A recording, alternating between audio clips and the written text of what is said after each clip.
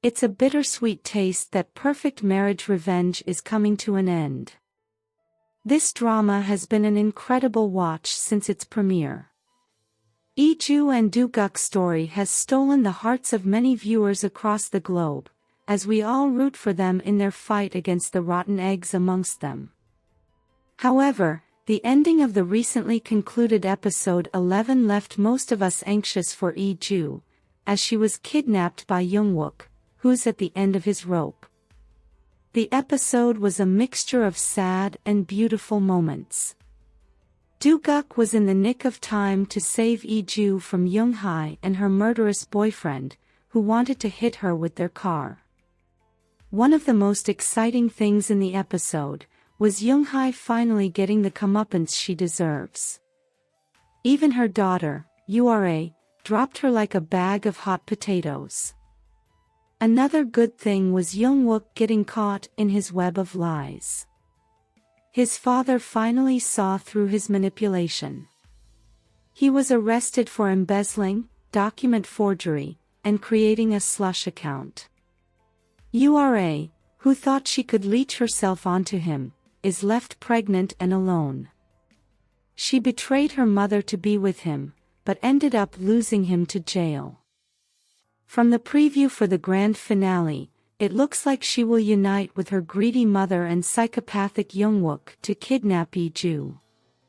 My heart sang with joy, as Yi-Joo and Do-Guk worked out their differences after Yi-Joo discovered that Do-Guk was also from the future, and had been the person who crashed into her, thereby causing her demise.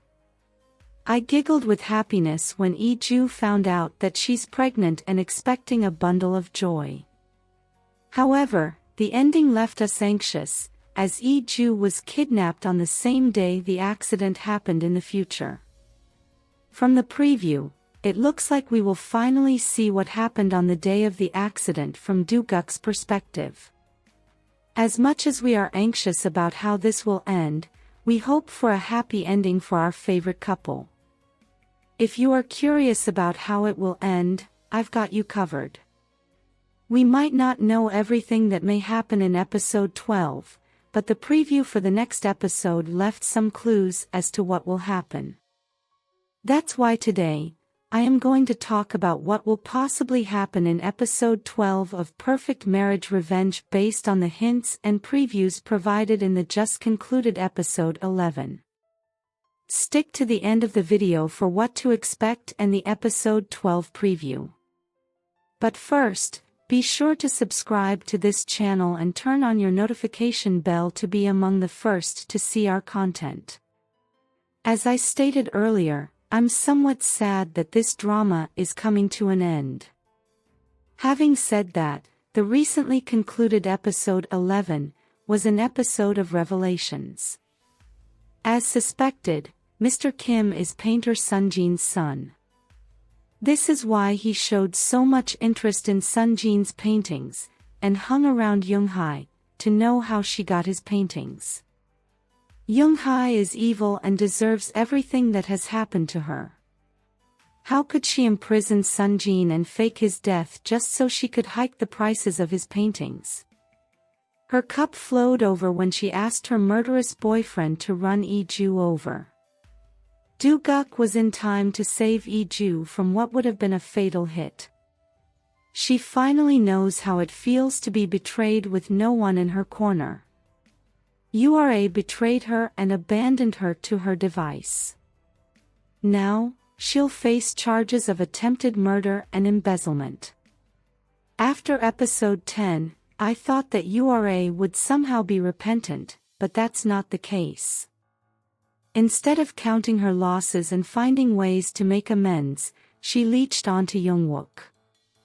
Unfortunately for her, Jung-Wook's corruption caught up to him. When he found out that his practices in the company led to a worker's death, he not only forged a document but also tried to distract the family with the news of Yura's pregnancy. He almost got away with it, but Do-Guk made the right decision after Yi-Joo encouraged him to.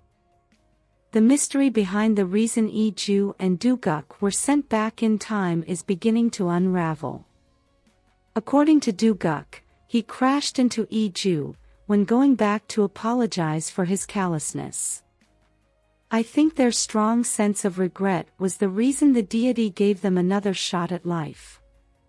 When Yi-Joo was dying in the hospital, she regretted her life decisions and begged for a second chance. Do-Guk had also regretted his words to Yi-Joo and was going back to apologize when the accident happened. They listened to the shaman's advice and made the most of their time together. According to the shaman, if they make proper use of their second chance, maybe they could both survive. And so far, I think they have made proper use of their second chance. Yi-Joo did what she promised to do, which was change the way she'd lived. Do-Guk gave her love and achieved what would have remained a secret desire, the Taeja group. Yi-Joo also made up with her mother and found friendship with her sisters-in-law. She couldn't have asked for a better life. Who would have thought that Do-Guk fell in love with Yi-Joo before he even met her? These two deserve all the second chances they need, and all the love they can give and take. At the end of the episode, Yi-Joo was kidnapped, just after she announced her pregnancy to Do-Guk. Do-Guk's reaction to the news was so cute and heartwarming. However, why couldn't Jae-ho tell him about Jung-Wook on the phone? Why did he ask him to come out, just to tell him that? Well, this could be the deity working, as Yi-Joo was kidnapped on the same day the accident happened in the future. In the preview, we can see Yura pregnant and at the end of her rope. She thinks that Taeja group is easy and can be messed with, but she's in for a rude awakening. Jung-Wook can be seen trying to work his manipulation on his father once more. When that fails, he attempts suicide, just to escape from the hospital to kidnap Yi-Joo. His failure to see his fault in his current predicament needs to be studied.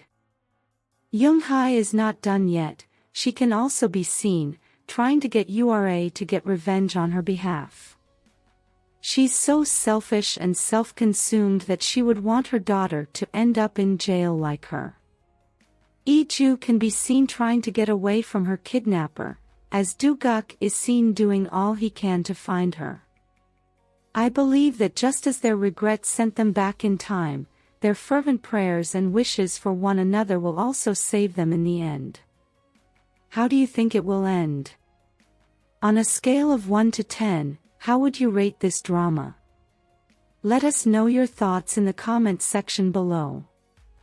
If you liked this content, give it a like, share, subscribe, and turn on your notification bell for all things K-drama.